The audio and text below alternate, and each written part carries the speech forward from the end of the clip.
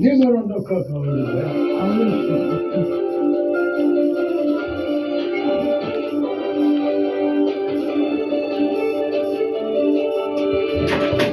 Bu da gitti. Nereye gitti? Ha, tut oradan sen Dur, buradan. dur, dur, Şu dur, çekelim dur. şu biraz bir tarafa. Dur ben ya. çekerim. Kaç sen çıkma. Kaç. Kaç. Masrafları ödesin.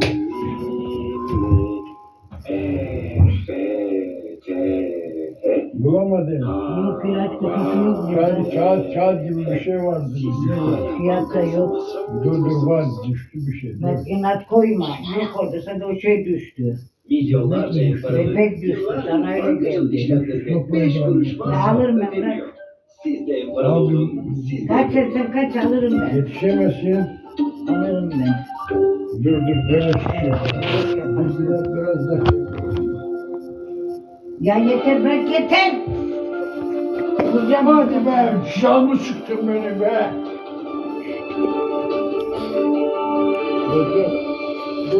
Beni bırakmaz. Ne yapacağım ya? Durursun bir şey çıkarırsın. bu konuda bir değerlendirme yaparak Buradaki ya bir şey düşmedi. Yağlı geldi şimdi şey yüzünden. Niye ben yüzüme sen burada sen kendin aranırsın bir şey yok orada. Hadi ilaçı alacağım mecbur.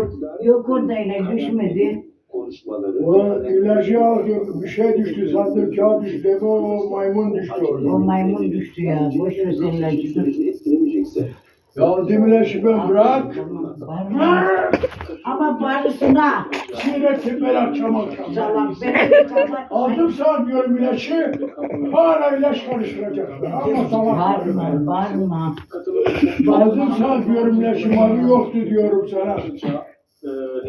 Ne yaptığın zaman görünüyor. Hala gene karıştıracak ilaç çıkarma.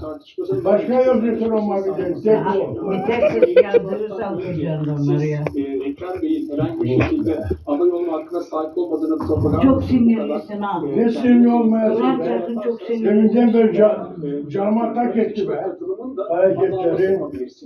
Yok bırakmaz bir şey tutayım. Abi Recep Bey'in sakatlarını sürecek. Onun için. Sana için bana bir şey yok.